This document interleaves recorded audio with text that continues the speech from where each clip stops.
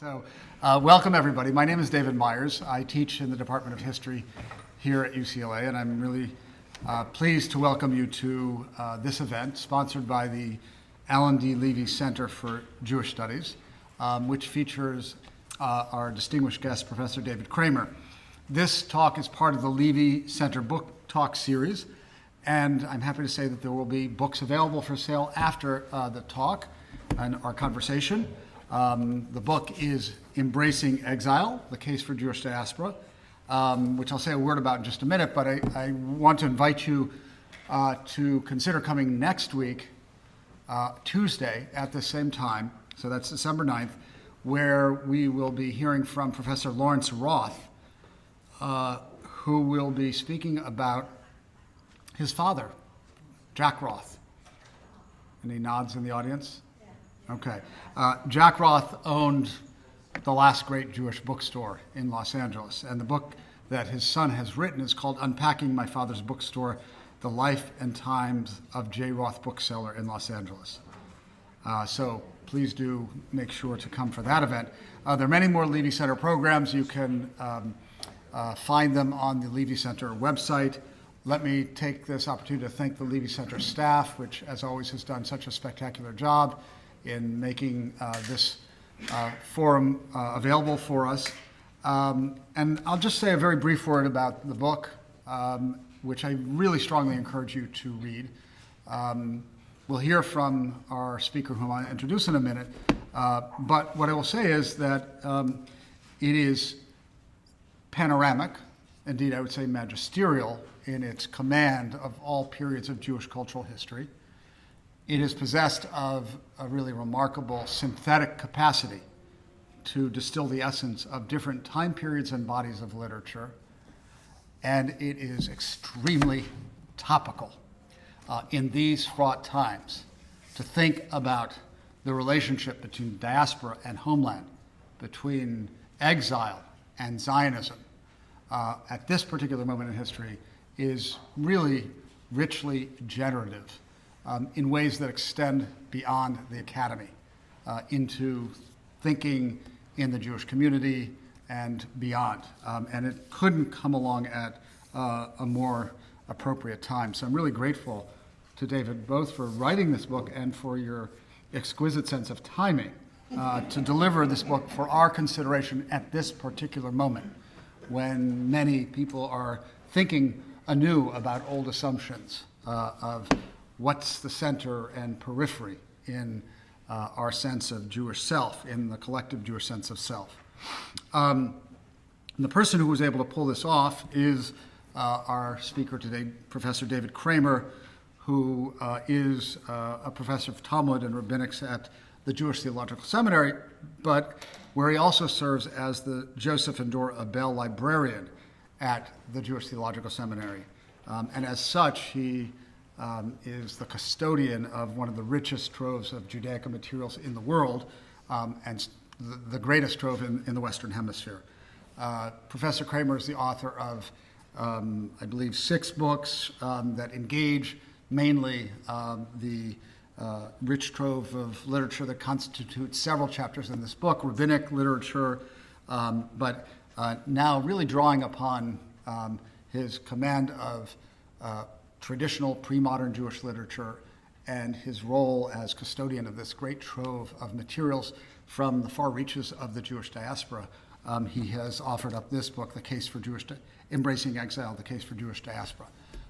He's going to speak for 30 minutes or so, then he and I will be in conversation, and then we'll open up for question and answer. So please join me in welcoming to the podium Professor David Kraemer.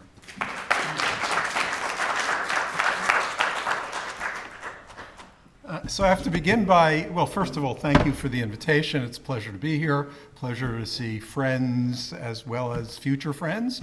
I have to indicate that I can take no credit for what you describe as the exquisite timing of the publication of this book, because the fact that its official publication date was May 1st here in the U.S. Was, happenstance, right? Nobody would have known, even when this book was finished, how urgent these questions would be in our age. There were a variety of delays in the publication of the book. It could easily have been published during the summer of 2022, for example. But that didn't happen, and as a result, I think it's selling more copies, which is not a bad thing. The other thing I do have to say... Attestation to the existence of God. That's right, exactly. There was some kind of intervention here, whatever it was, whether it was divine or just the happenstance of human foibles. This is the way it turned out. I also have to say, and of this I am very, very proud, that I just learned within the last week that this book was named one of the best books of the year by The New Yorker. Okay? I woke up on Thanksgiving morning to a long list of congratulations from friends, and I had no idea what they were congratulating me for. And lo and behold, that was what I discovered. So that was a great thrill, and I'm very, very proud of that. So let me say a word first about why I wrote this book. And it's always important for an author to ask themselves, or for someone who's interested in an author's work to ask the author, why did you devote yourself to this? Why did you write it? Because the fact is that if you're going to write a book about something, I'm obviously talking about nonfiction here. Fiction writing is a different matter, but no less a product of an urgency experienced on the part of the author.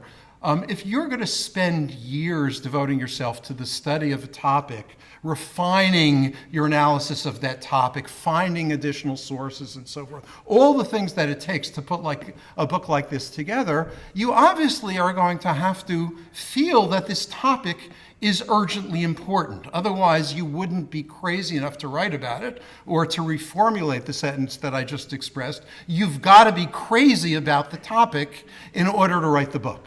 Right? Otherwise, you're just not going to be able to do it. So why was I so crazy about this topic? The answer to that goes back many, many years to my experience as an undergraduate.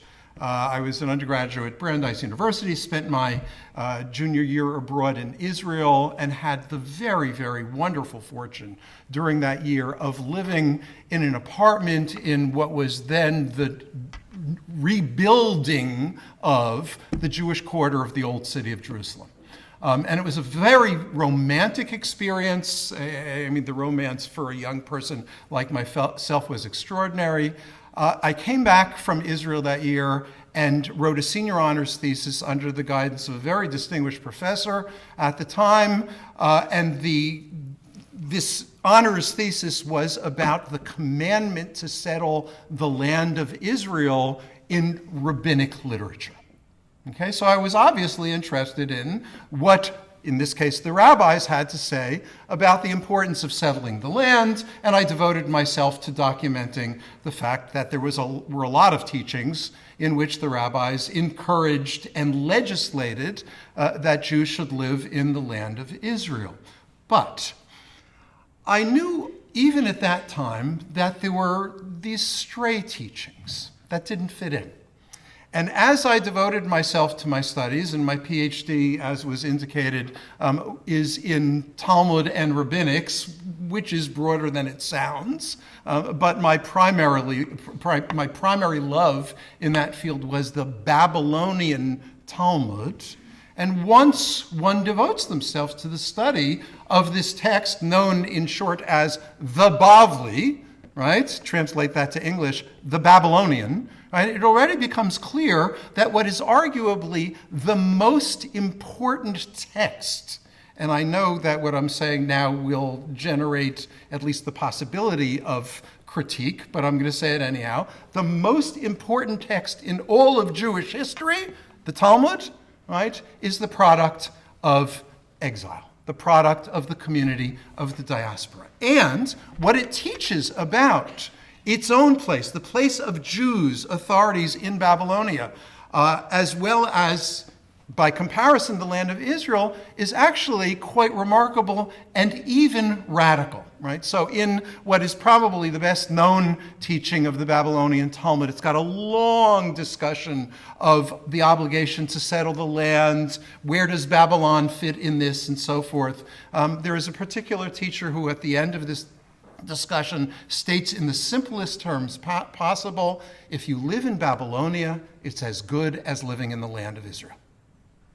Okay? Now, once that is taught, that opens up some great possibilities. So we look at the Talmud, right? We see the centering of diaspora or exile, but it's not only in that important work, which those of you who know a little bit about this history, you'll identify that Talmud as having come to production after the destruction of the temple in Jerusalem by the Romans in the year 70, and after the loss of Jews in the land of Israel to Roman forces in 70, and then again in 135. Right? So it would make sense that there's been a recentering. But the fact is that if you go back over the entire canon of Jewish teachings, and by entire canon, I do mean to include even the Torah itself, one will discover in a very surprising way, if one's open to it, that exile figures centrally in the entire Jewish story. And by Jewish story,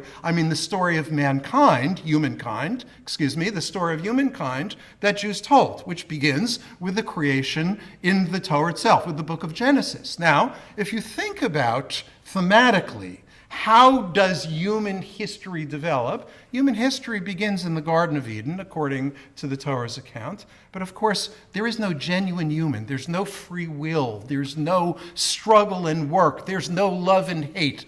All of the things it means to be human, none of that exists until humans are exiled from the garden. In other words, to be human means, to begin with, to be exiled. The same is true, as it turns out, of the history of the people that we call Jews, but were called at earlier times Hebrews or Israelites or some such. But if you go back to the story of Abraham and Sarah and think about, well, how does the beginning of the Jewish people as a people, before that it's humankind, right? Now we center on a particular people and the tribes that will emerge from them. Lo and behold, the promise to Abraham and Sarah of the covenant begins with a statement on God's part: leave your home, your father's home, your homeland, and go to the land that I will show you. Right? So Jewish history begins with exile. Right? It's impossible to conceive of Jewish history without exile. That is the quote-unquote mythical beginnings of this. Whatever you make of the history of all of this, the way the story is told by the people itself, the way the story is formulated by the people itself, is origins in exile. Interestingly, and this was recognized by a very prominent, for the latter part of his life, Israeli scholar, taught at Hebrew University, by the name of Yechezkel Kaufman, in his truly magisterial work on the religion of Israel, of ancient Israel, he makes the very, very important point that if you look at the most sacred part of the sacred canon, that is to say the 5 books of Moses, the Torah itself, it is notable that that document, the 5 books, ends in exile, right? Moses dies outside the land. Moses has never been in the land. Right? And the sacredness that is articulated through that document ends when the people is still in exile. And he asks the question, what is it about the experience of the people who produced the Torah? He was a historian, right? Not a fundamentally believing Jew in the sense of believing, the traditional story, but biblical scholars agree that the Torah, the 5 books of Moses, was formed in the Babylonian exile. And he suggests that the Torah ends in exile precisely because it reflects and in some ways articulates the experience of Jews in exile who know that you can't depend upon land and temple in order to survive. They've already experienced what happens with the defeat of land and the destruction of temple, right? So in its place comes a portable homeland, and that portable homeland is the Torah. So if we begin with the earliest of the sacred documents, if we go then to the sacred documents that were produced in later centuries, and I could carry this through, and one of the things that the book does, and I'll share a little bit of this with you in a moment, is to document the fact that from the very beginning, the documents of this people actually in surprisingly abundant ways have very favorable things to say about exile diaspora. What's favorable about them is that they're essential to human experience, they're essential to Jewish experience. Okay, now, why is all of this the case? Let me step out of canon, out of document to history, and recognize that the vast majority of Jews, for the vast majority of Jewish history, have lived in exile. All right, so we go back to the Babylonian exile itself. We're talking about the early part of the 6th century BCE. From that moment onward, it is probable, and for large parts of the history from that time, it's clearly the case, that the vast majority of Jews were in exile. And while exile, or diaspora if you prefer, I'm using the terms as you can hear interchangeably, and while it's true that being a guest or being a stranger or being an immigrant comes with challenges and hardships, note our own world, right? And note the experience of refugees, immigrants in even a country like ours today, right, built on traditions of democracy, enlightenment, right, liberality, and yet look at what happens to foreigners in this land. This has been true for humans throughout history, right? If you are a wanderer, if you are a foreigner, if you are a refugee, then the people who dwell in a land will look at you with suspicion. And Jews experience that time and again. But contrary to the story that many of us think we know, the fact is that if you go back and scan the range of Jewish history, even with the challenges and hardships, there were many, many times that Jews lived in comfort, in peace, and were able to produce, to be enriched by the culture in which they found themselves, and to take that benefit to enrich Judaism as it developed through the ages. Now, I'm going to share with you 2 quick texts relating to this, and then something a little bit more shocking as a doctrinal statement. But I want to begin with the teachings here of a survivor of the Spanish Jewish exile. Right? So with the exile of Jews from the Iberian Peninsula in 1492 and then 1497, Sephardic Jews obviously had to find new homes. They went in a variety of directions. Many of them followed the path of the author whose writing I will share with you in just a moment. His name was Samuel Usque. He was born in around 1500.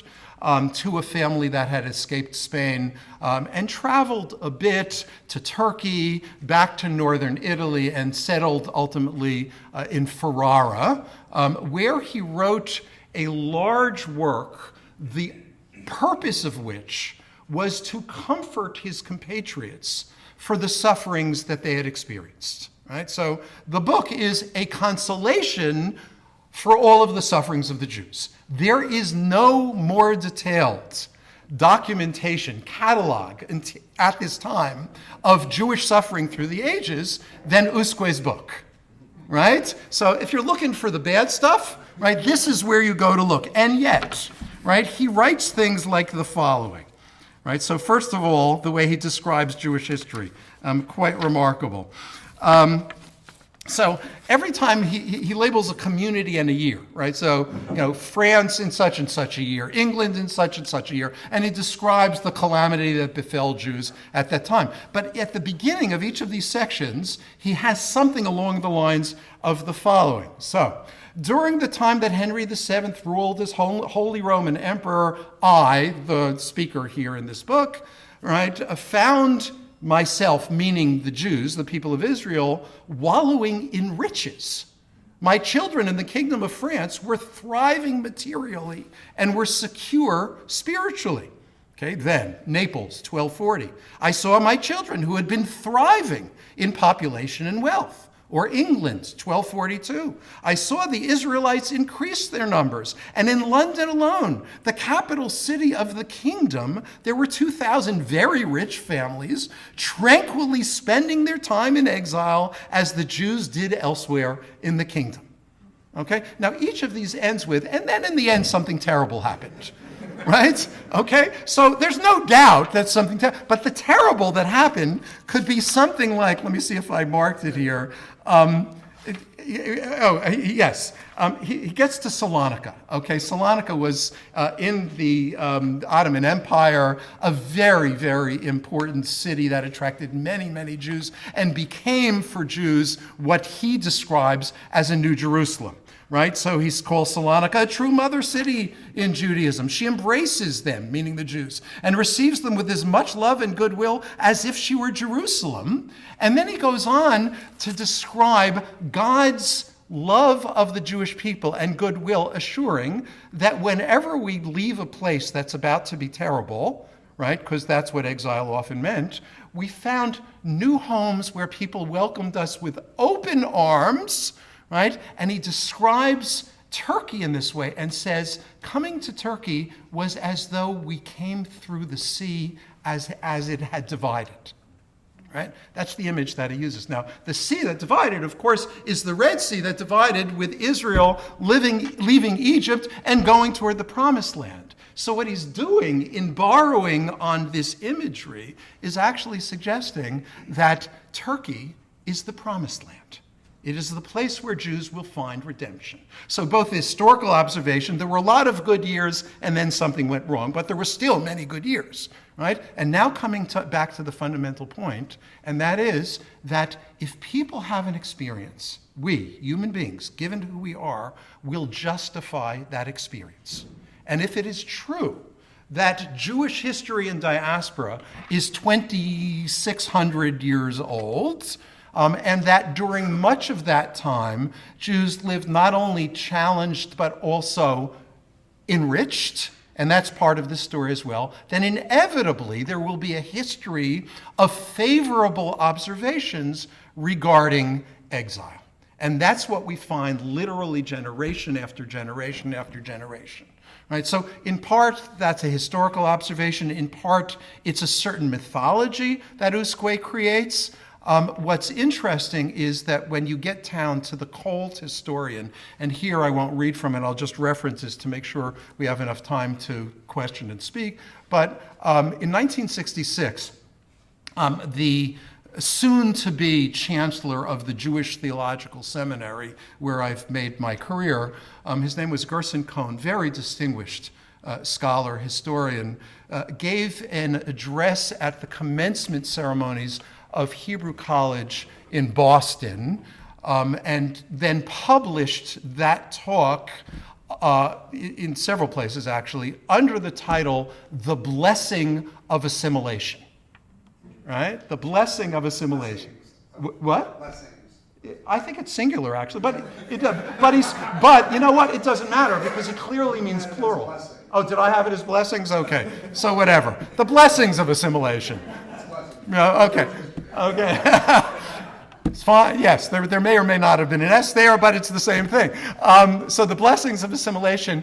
And what he remarks upon, there is a rabbinic teaching that suggests that Jews survived in Egypt because they didn't change their names, they didn't change their languages, they didn't change their clothing, they maintained their separation in every way you can conceive of. So this is what the rabbinic teaching, the Midrash, says. And what Cohn goes on to say is that all of this is nonsense. In fact, if you look at the evidence of Jewish history, Jews changed their names to names like Aristobulus and so forth, Alexander. They changed their clothing, they changed their language, they spoke the language of their neighbors. And then he goes on to say, in a very emphatic way, and it is precisely as a product of that experience of opening up to the cultures in which they lived that Judaism was so enriched. In other words, this is a rewriting, a rejudgment of Jewish history that claims actually our experience in exile, and as I suggest in the book, I would have retitled it for my purposes as The Blessings of Exile, but that is truly what he's talking about. right? And that is a part of the story that is not often enough recalled or emphasized. Now, the last thing that I'd like to share before just a general statement, then our conversation, is this remarkable teaching by someone who you may have heard of, but if you've heard of them, you probably only know something wrong about them. Meaning not that they're wrong, but what we know about them is wrong. The very famous Maharal of Prague, a teacher, very remarkable thinker of the latter half of the 16th century, who spent his life and career in Bohemia, in Prague partially, but more often nearby. And he was a very productive writer who devoted one full treatise to the question of the future redemption of the Jewish people. And in that context, he comments in the following ways. I'm just going to share with you a couple of segments from his writing. Let me make sure I've got the right. Here, 131. There we go. So, in the midst of his discussion, he says as follows. And first of all, he begins with the observation. He relies on ancient science, which became medieval science. He makes the claim, following really the natural science of Aristotle and others, that if the land, that things can only exist in their natural place, right? Something can't exist in a place that's unnatural to it. It will be destroyed. Right? It doesn't mean it can't exist for a moment, but over the course of a brief period of time, if something finds itself in an unnatural environment, it will be destroyed, right? And if something survives in a place for a very, very long period of time, even though you thought it was unnatural, as it turns out, it's natural, because by definition, if you can survive in an environment, if a thing can survive in an environment, it must be natural to it. And so he goes on and says, if the land, meaning the land of Israel, were the natural place of Israel, right, and they longed for the land, meaning if when they came out of the land of Egypt, they didn't fetch, right? They didn't complain and say, we want to go back to Egypt where the food was much better, right? If they had gone to the land of Israel, they would have lasted there for forever. But he then goes on and says, the fact that they didn't want to go to the land, the fact that they wanted to turn around, is clear indication that, and I quote, the land is not the natural place for Israel. The land of Israel is not the natural place for Israel. He then goes on in another section to write, they were scattered throughout the world, and God did not give them a special land, meaning a special land anywhere around the world, even outside the land of Israel. Rather, the whole land is their world. Okay, speaking about the Jews. Now, what does this mean? I reverse it. The whole world is their land. And this is fitting for Israel. For it is already known that everything has a place that corresponds to its qualities. He goes back to medieval science. Everything has a place that corresponds to its qualities. Now he talks about the Jews. And since without the people Israel, the world would not have been created. This goes back to an ancient rabbinic teaching that claims that before God created the world, God went around to the various nations, right, and asked them would they accept the Torah, and all the nations said, what's written in it? And God said, well, this is one of the prohibitions. And they said, we're not interested, right? Finally came to Israel, and Israel said, sure, we'll do it. So the world was created on account of Israel. In that account, he now goes on, since without Israel the world would not have been created, for this reason the whole world is their place. Therefore, when they were exiled from the land, they were exiled throughout the world. The world as a whole is the place of Israel. Right? Now, what I want to add to that, and here a quick reference, because I have a long chapter devoted to various opinions of modern writers. And I think it's fair to say that the theme that emerges most often, or at least as often as any other, amongst modern writers, certainly those who are not Jewish nationalists in the full sense, their comment tends to go in this direction, that it is the experience of exile that allows us, number one, to be citizens of any land in the world and to be enriched by that, And number two, even if we have our own home, and some of these writers are living with the presence of the modern state of Israel. Israel has already been established for some of the people writing this, and their claim is that we Jews have the benefit of having experienced diaspora exile, which has developed in us a spirit of understanding for and sympathy for those who find themselves as strangers and refugees, right? And it is that Jewish teaching that will make us the best that we can be. And if we forget, therefore, the lesson of diaspora, we're actually doomed to be far less than we might be, right? So that is a theme we see repeatedly. There's much more to discuss there, but now I'll enter dialogue, and then we can have questions. Thank you. So just an update. You're right and wrong. Okay, I love that. Go ahead. The title of the Gerson Cohn article and speech is The Blessing of Assimilation. But And I wrote in it the wrong. book, you had the blessing. Which stuck with me because it's been such a seminal essay in my own. It's such a great essay. And I want to, it's one of the 5 great essays in the field of Jewish studies and thought of the last 100 years. So I encourage everybody who's interested to make your way to The Blessing of Assimilation. So it's great, actually. So you've observed for me, I'm sure there are more, but that's typo number 2. My sister pointed out to me typo number 1 when she read the book. I like to think of them as textual variants. Okay. I want to begin there, though, because Cohn's essay was central in my own thinking about a book I wrote on the entirety of Jewish history, when I had to really distill the essence and think of the question that I put before myself was, what were keys to the survival of this people? And I arrived at 2 rather counterintuitive responses. The first was assimilation in the spirit of Cohen, and the second was anti-Semitism in non-lethal doses. And I want to begin by picking up on that by asking you, in light of your last remarks, would you say that exile has been a key to Jewish survival? Absolutely. I mean, I see no alternative to it. The fact is, listen, as Jews have often observed in a self-congratulatory way, we've survived when a lot of folks have not. Right? Yeah. I think one of the keys to that survival is the fact that we learned to wander and make new homes in many different places, and to actually benefit from those places, to invest in them. The wisest piece of advice, or at least one of the wisest, it's hard to be so extreme. One of the wisest pieces of advice ever offered by a Jew to other Jews was Jeremiah's letter to the exiles in Babylon, when he said, right, there you are, settle, build houses, plant gardens, have children, and make a life.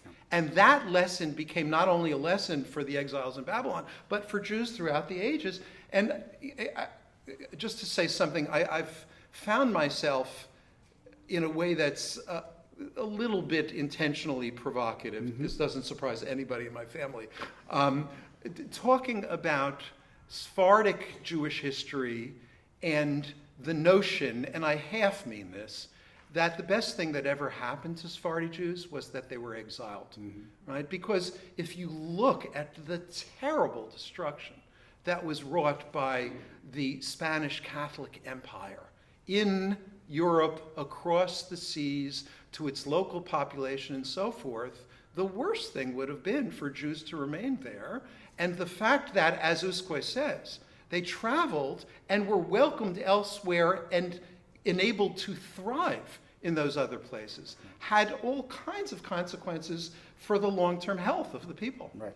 So it's precisely that mechanism of adaptation that seems so critical to survival, which resulted from, on one hand, immersing themselves in the culture of the host society, and yet, at the same time, knowing when to draw back or being pushed back such that that entity, that group of Jews in that community did not disappear altogether. That kind of cultural exercise is key to the mechanism of adaptation that you're trying to get at. But I want to go really back to the beginning of the book and the story, which is your undergraduate thesis, which lays out this long list of commandments of Yeshuva Aretz, of settlement of the land of Israel.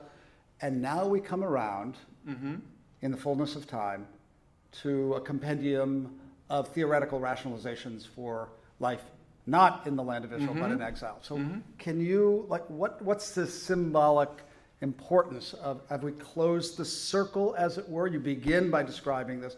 What does it mean for you to now come around to this? And what was that journey like? Were you obsessed with this question throughout?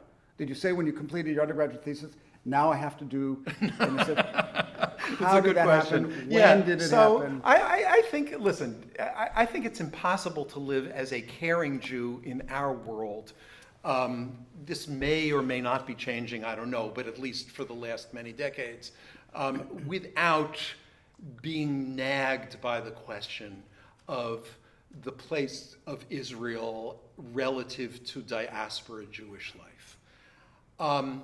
And, you know, I went to Israel, though I was taken in by the romance of it. I remained a diaspora Jew. I mean, that's where I was born, that's where I grew, that was the world in which I existed. And the fact is, I didn't say this before, but I'll say it now without apology. It's not only Jews who have spent the majority of our experience in history in diasporas, in exiles, there in essence does belong, but Judaism itself, right? Judaism as we know it, let me revise that. Judaism wouldn't exist without diaspora. Right? The Torah, foundational document, originates in diaspora. The Babylonian Talmud, which defines what it means to be a Jew for the subsequent many centuries, is a product of diaspora. There would be no Judaism without diaspora. And so let me actually make a jump here in characterization. Zionists knew when Jewish nationalism began in the latter part of the 19th century, right, and then into the 20th century. They knew and were proud of how radical Zionism was, right? It went against every traditional teaching that they inherited, right? It was, in fact, Zionism, as a matter of halacha, of Jewish law, is forbidden, right? And they knew it's forbidden because the Talmud says it explicitly and the codes say it explicitly, and they said, we don't care. We're taking it into our hands and we are going to create a modern Jewish state in the fashion of the new nation state. And I have to speak personally that I admire that greatly, the radical spirit of that. I admire very, very greatly. But what I think is a mistake, not only for Jews of the diaspora, but for Jews of Israel, and this is very frequent, as you admit, right? What I think is a mistake is the Zionist negation of diaspora, right? The dismissal of diaspora. The fact that in contemporary Israel, the minister of diaspora affairs is someone who rejects diaspora. Deeply contemptuous of the right, diaspora. I mean, totally contemptuous. Yeah. I mean, to be contemptuous of diaspora is to be contemptuous of Judaism. I would state it as baldly as that. Okay, so I want to now push you toward the question that I thought I'd conclude with, but now has been occasioned by your remarks, and ask you about not the scholarly motivations, but the psychic ideological motivations for writing the book, even though you talk about Daniel Bell's End of Ideology. Would you describe this book as a kind of manifesto and a counter-Zionist manifesto, an anti-Zionist manifesto? How would you describe it? Good question. It is certainly not anti-Zionist, right? I mean, if I had here, I'm going to do this even though it'll take me a minute. What did I do with my phone? I put it away because I didn't want it to bother. I was very, very pleased. It is not anti-Zionist. Right, it's certainly not in that way. It is a I would discuss it, I would describe it as a balancing manifesto. Now that's a funny combination, right? Because manifestos tend not to be balanced, and in fact the book is imbalanced, right? But I say consciously, explicitly, in the vein of everything in life is a corrective of an right. exit I mean, of a it's prior imbalanced exit. because so much ink has been printed, right, to describe the parts of Jewish history and ideology and so forth that lead to Zionism as though it's a natural outcome. And this does mean to say, no, Zionism is not a natural outcome. It's an admirable outcome if that is what you believe, but it's not a natural outcome of Jewish history or of Jewish ideology. And crucially, and this again is very explicit, I want to rebalance that by making note of the fact that, yes, there are all of those teachings to which Zion is the center and the hope for return, though, of course, in their traditional teachings, not here and now in the Messianic future, right? But there is also, and this has been neglected, and this is a book that seeks to redress the neglect, a neglect of the many, many teachings that actually put diaspora at the center, right? Or at the many centers. So if you'll just pardon me here, and I can find this really quickly. I took pictures of this the moment I saw it because I was so thrilled with it, and it made the point much better than I ever could. So the Jerusalem Post, right? Not a diaspora publication. The Jerusalem Post jumped the gun on the publication of the book and had a review actually even before its publication back in April. And it says as follows, and I'll just share a couple, right? So this came from their social media feed can exile be a gift, right? Goes on to describe the book, very, very nice, right? Let me skip here. At a time of growing polarization between Israel and the diaspora, embracing exile calls for unity, not around one place, but around a shared identity. A powerful reminder. Jewish life doesn't need one home to flourish. It already has many. And then goes on to say, and this is, I thought this was just so beautiful. Already has many. That's why there's one more. Does this do it? No. Okay, that was the last one. So that piece, right, the notion that we don't need to make one home versus the other because we already have many homes. And what holds us together is not our allegiance to a given place, although for future hope. And you ask the question of what's allowed us to survive. One of the things that characterizes all diasporas is a notion of we originated somewhere and one day we want to go back there. Right? But that one day is a very, very patient one day. It's sort of like there is on the video screens on the New York subway these days. There's an ad for a particular phone service, right? It's all in Spanish. It's got New York City marked with a star, and I think it's Santo Domingo, right? Marked with a star, and says, your heart is in two homes. Right? Your heart is in two homes, and we'll make it possible for you to be in touch with both of them. So you write about this, but I want you to maybe speak personally about what it means for you when you recite prayers that call for Bonei Yerushalayim, or Matzmir Shinato LeTzion, or Vale Tzion Goel, that refer to the return to Zion. Which I believe all of those things. You believe what do you mean when you say you believe? I hope that there will truly be a messianic age, right, where that kind of return and restoration will be possible. Physical to that place, or yeah. I mean, why? I hope why that you've made such a compelling case for.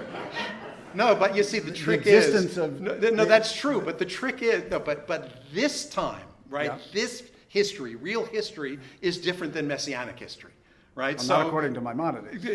Well, we could discuss the details of that. But in any case, my hope is that one day there will be such a fulfillment.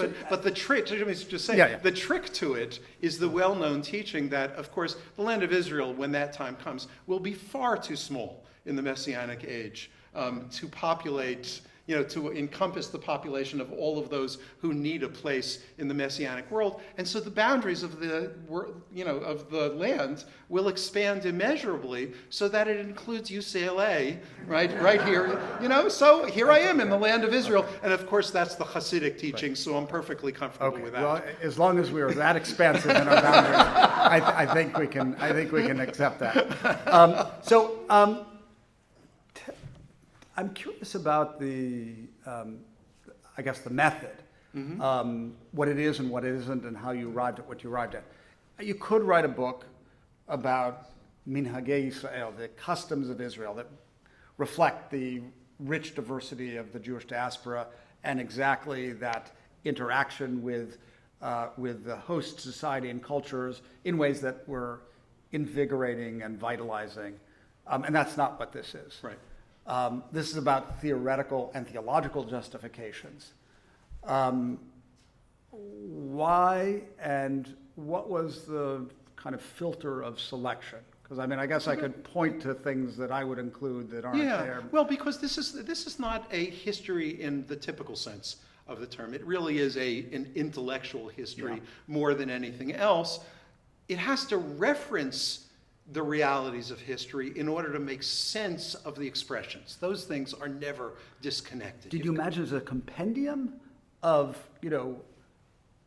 all the theoretical justifications, or was it a more idiosyncratic? No, I meant it to be a compendium. You meant it to be a compendium. I meant it to document this reality from, as extensively as reasonable from the very beginning to essentially our own day. No, that is what it was intended to be. I must say, you made mention of the fact in the introduction that I've been the director of the JTS Library, which is such a remarkable collection of the product of our many diasporas, right? Because the works that survive, manuscripts, right, rare books, manuscripts, and so forth, they're the product of our diasporas. And having worked with that collection for more than 20 years, and I look at them, I say, this is unbelievable. It's creative, it's beautiful, it emerges from wealth, it emerges from creative comfort. You can't look at these materials and say that diaspora was something only to be escaped. That's impossible. All right, I'm going to give you my list at some point of people who I think should have been in the book, but everybody... I'd be happy to, sure. That'll be for the next edition. Exactly. Okay. The message edition. But I want to ask you to talk about a curious character and someone who opens up for us a really interesting proposition of exile within homeland, right? That motif, too, which is the figure of Rabbi Shimon Gershom Rosenberg. Shagar. Rav Shagar. Yes. Can you tell I can us? do that, but I'm curious. Why do you come to Shagar? Because it struck you, or because you know something more about him?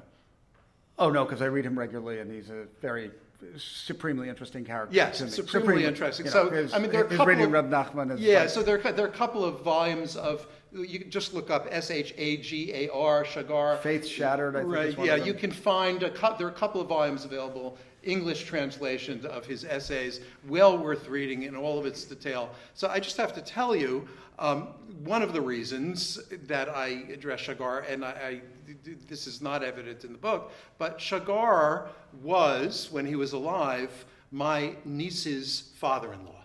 Wow. I met him once. Wait, we should just explain who he is. So late 20th century religious Zionist rabbi who also studied in the Haredi yeshiva, who set up his own very idiosyncratic Talmudic academy, and who was the most unrestrained, wild reader of postmodern philosophy that anyone has ever seen. In his spare time, away from his students. And away from his students, he would also write constantly and left behind a massive trove of unpublished material. I think volume 12 is now coming out.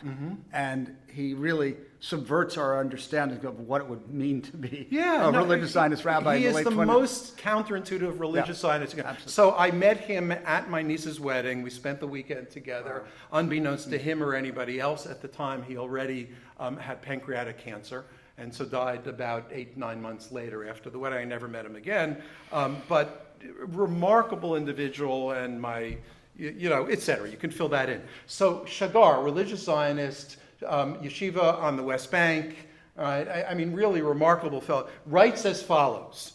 The path to the land of Israel passes through exile. That exile is more than merely historical, a punishment for past sins. It cultivates the ability to gain a foothold in the land and to take root in it.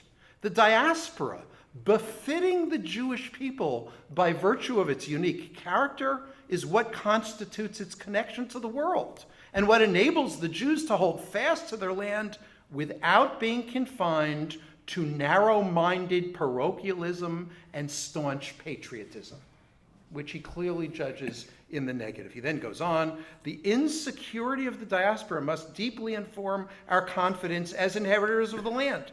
Otherwise, confidence will degenerate into hubris. Such a state of mind precludes faithful devotion to God and sensitivity to the suffering of the strangers in our midst, a quality we were dispersed to the ends of the earth to acquire. In other words, we were sent into exile to learn a lesson. Yeah. And the lesson was how when we regain power, right, we deal with the strangers amongst us. Which, as you show, is a motif that appears very frequently in Hasidic teaching. Right. This is the great insight of the Hasidic masters, many of whom you capture, that exile, I want to raise a question about terminology in just a second, is the essential site of conditioning for moral comportment in the world. And it's such a prominent motif. And Shagar, this religiousized rabbi, is, in that sense, a commentator upon that Hasidic tradition. And it's very ironic because, of course, you know, the common trope is that diaspora Jews need Israel to be well, to survive, and all of that. And of course, what he suggests is exactly the opposite. Yeah. Right? If Israel's going to survive well, it needs diaspora. Right. So I want to get to the terminology question, which you mentioned briefly. Mm-hmm. But one thing struck me, and I want to just test this hypothesis with you, thinking of the difference between the connection to the land and the connection to the diaspora. So one thing that seems to be missing in this case is the sense of obligation, of the chiyuv in a quite literal legal sense, which is question one. And then two... The obligation for what? To be there. The obligation to settle in the land. There's no attendant obligation to settle, to be in the diaspora. That's a question that I want to pose to you. And then the other is, do we see the same degree of reverence for, you know, there's a ahavat Zion, there's a love of Zion. Right. What often seems to me you're capturing is theoretical or theological justifications for an existing condition. I'm wondering, is there obligation and reverence? Okay, so number one, number one, it is not at all clear that there's an obligation for a Jew to settle in the land of Israel, right? If you go back over the sources through the ages, some authorities believe it is the case. Yeah. Many authorities believe that it is not the case, and won't be the case until the coming of the Messiah.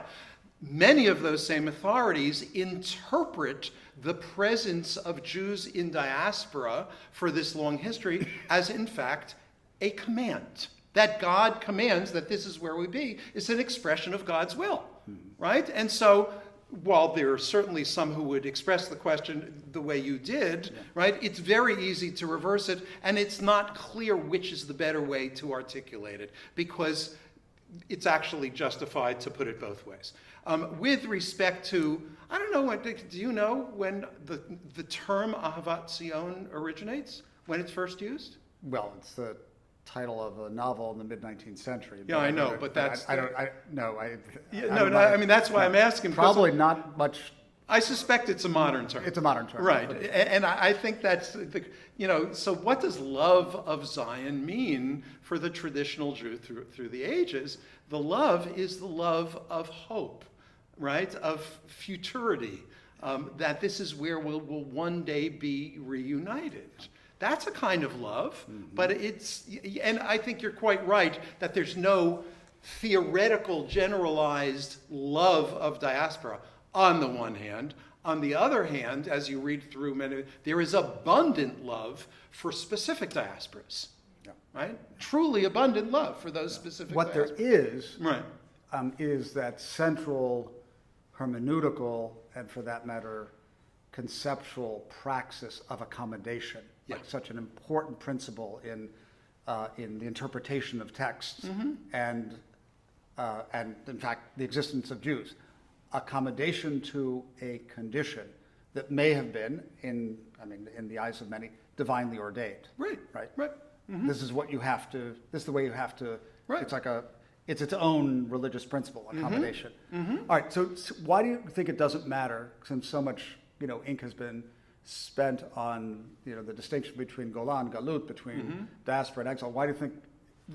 Does it matter or doesn't it matter? So well, first of all, diaspora, though it has ancient Greek roots and was used in the ancient world by Greek speakers, including Greek-speaking Jews, it doesn't have a Hebrew equivalent, right? So when we talk about exile versus diaspora, that distinction is a suspicious one. It's a dubious one. We use it in modernity, and I think, as I wrote, and as many have been, it's often used. Exile is the bad way of thinking about it, and diaspora is the more neutral way, or even potentially the good way of doing it. I intentionally mix them up in the presentation and even in the book because I want to eliminate the distinction. Even if you call it exile, and that was the only word, galut, right? That was the only word that most writers in Hebrew had. They didn't have an alternative term, right? But they didn't use it necessarily in a negative way. And what's remarkable, and I talk about this several times in the theoretical portion, but then when it becomes a reality in Hasidic writing, is where they keep on talking about Hagalut Hamar Hazeh, right? This bitter exile. And you find that phrase particularly over and over. But what do? They say, in this bitter exile, if you pray with proper intention, it's as though you're standing in the Holy of Holies. Right? So if you're in the Holy of Holies, what's so bitter about the exile? Right?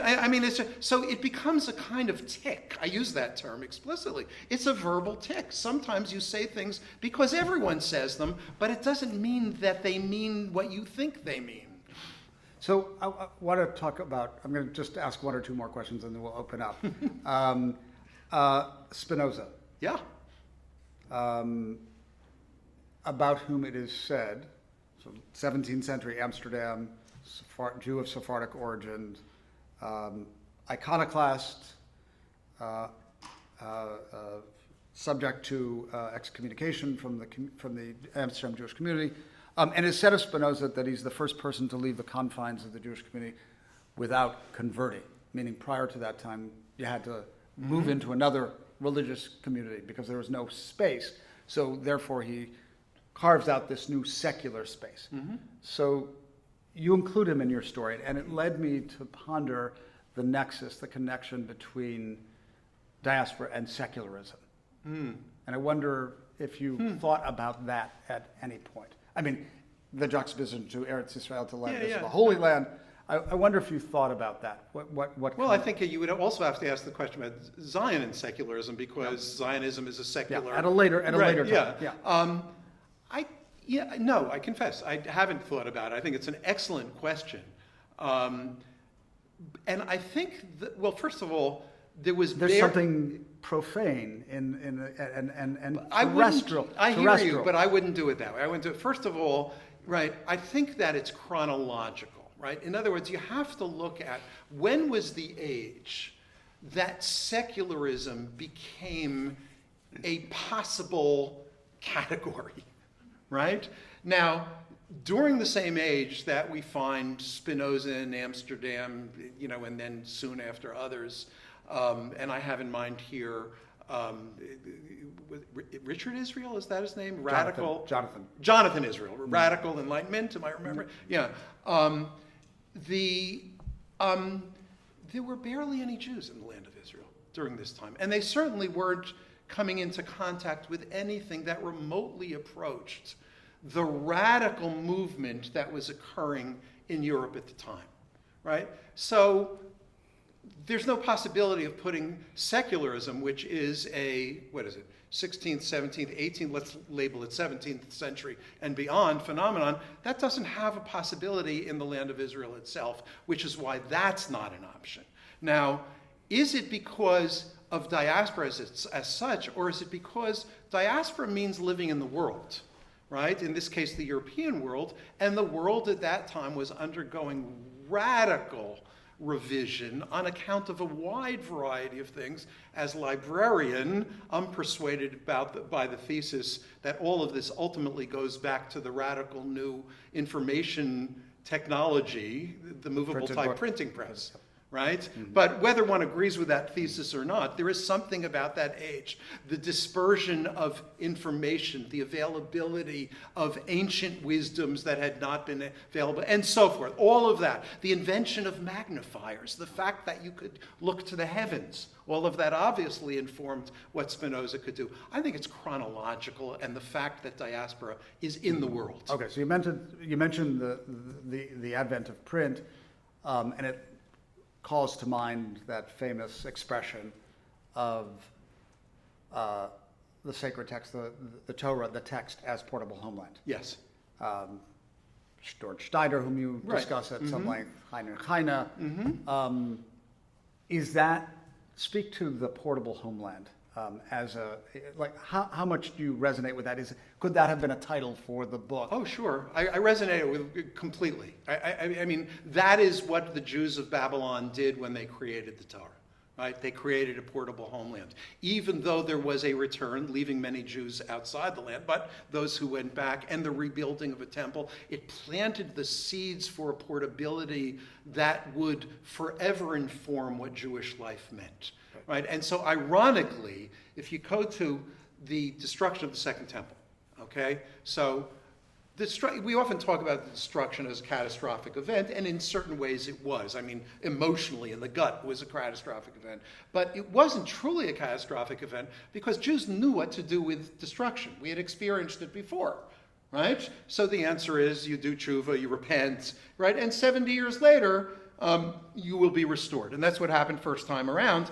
Bar Kokhba in the 7th decade from the destruction, right, came, and lo and behold, Jews experienced they had never experienced before, which is the failure of the Messiah to come, right? The failure of a restoration. That's what was new during that age.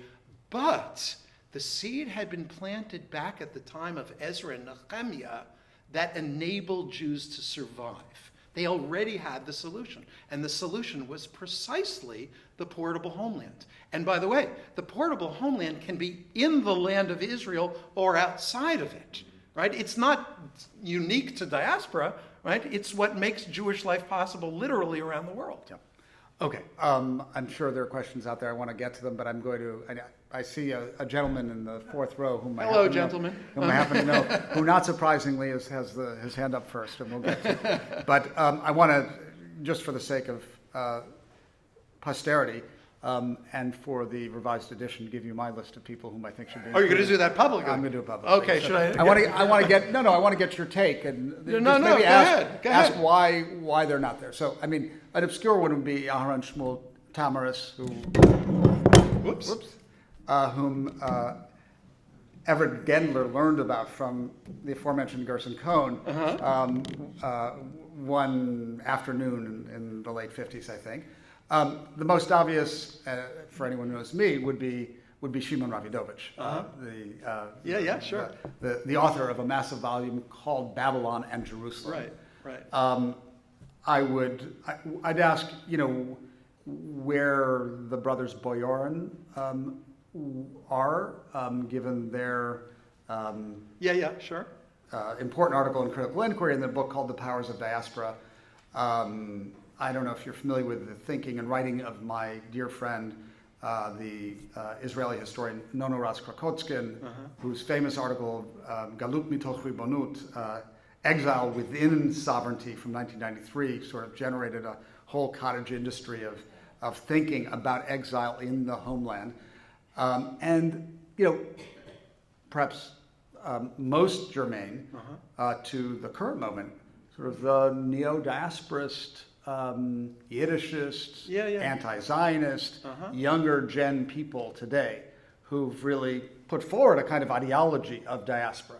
So anyway, these are some, and I wonder what, you encountered them. Yeah, for sure. So Ravidovich, I think, was a mistake not to include. I mean, that would have, and I mean, I know where that volume is on my shelf, but I mean, at some point you just have to say enough. I just have to say, this is not intended to call No, I out- understand. This is I like, really is not. No, I understand. Necessarily, you're not going to include everything. Yeah, You can't no, possibly. yeah. The Boyarin brothers, frankly, and then the neo, Yeah.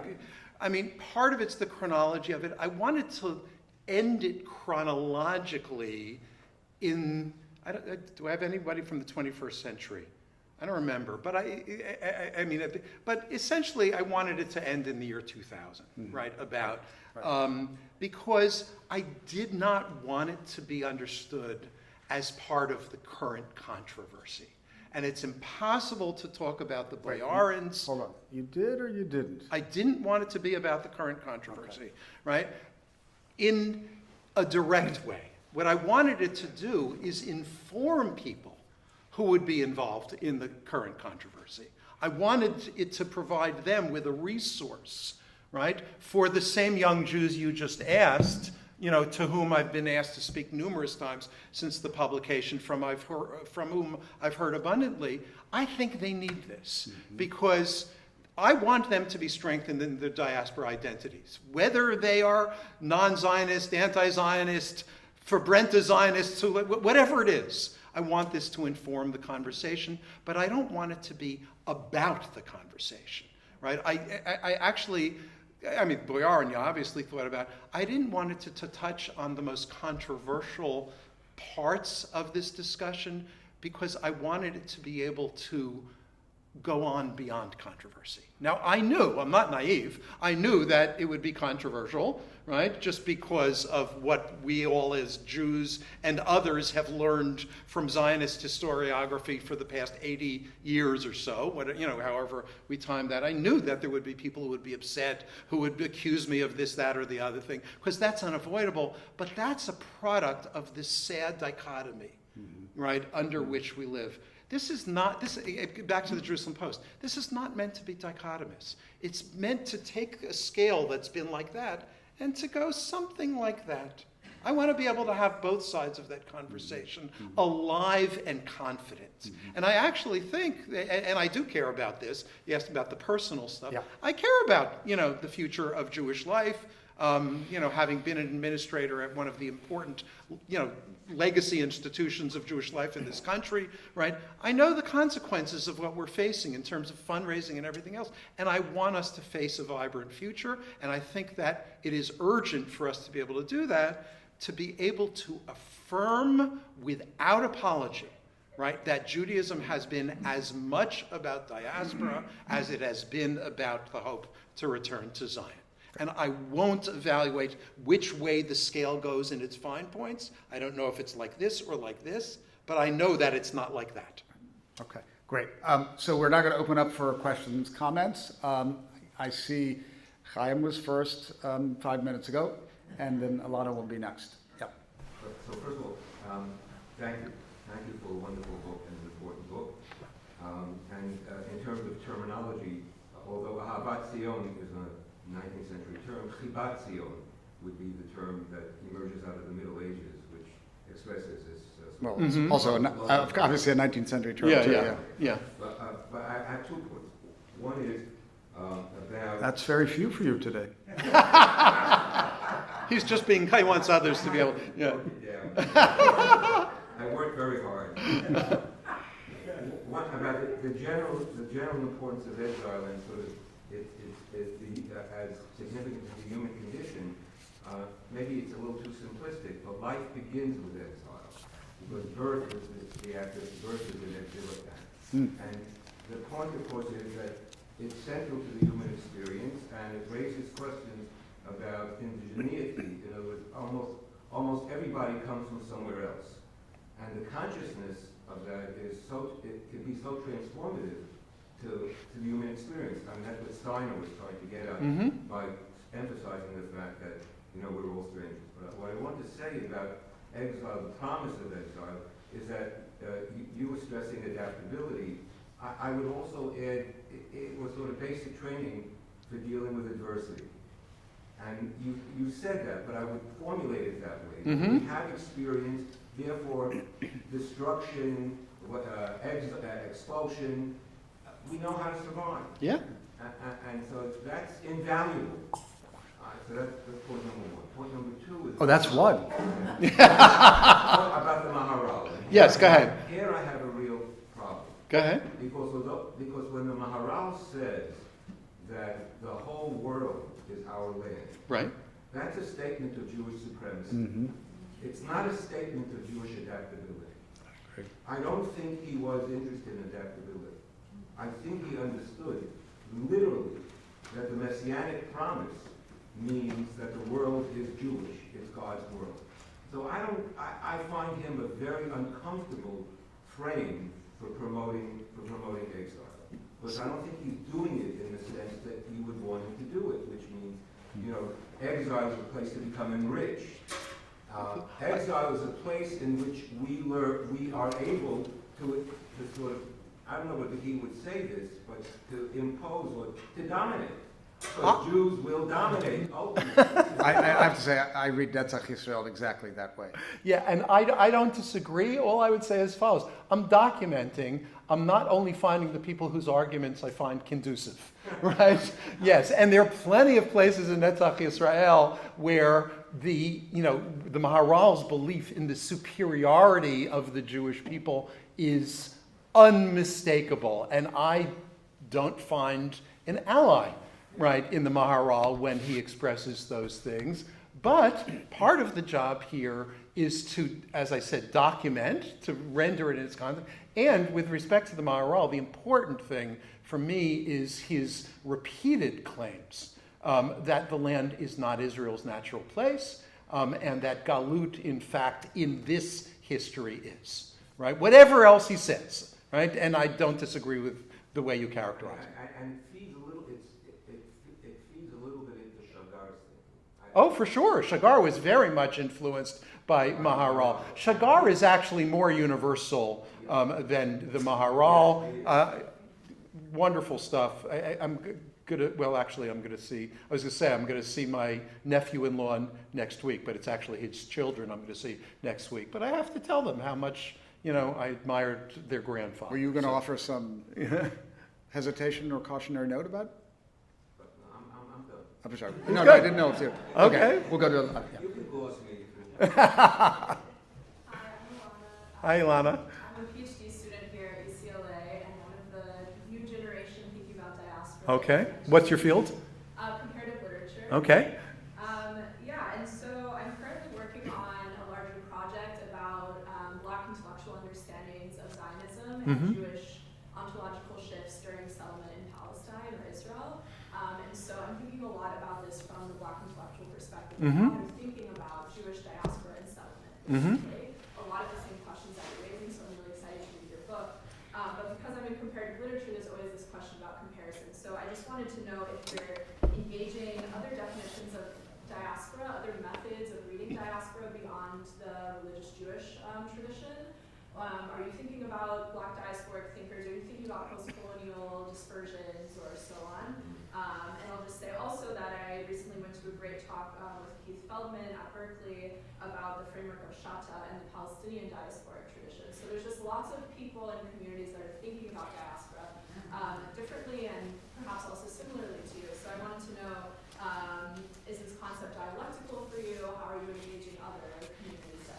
It is complex, it's dialectical. I begin by engaging the question very early on of, theoretical understandings of engagements with the concept of diaspora and, various conceptions of it.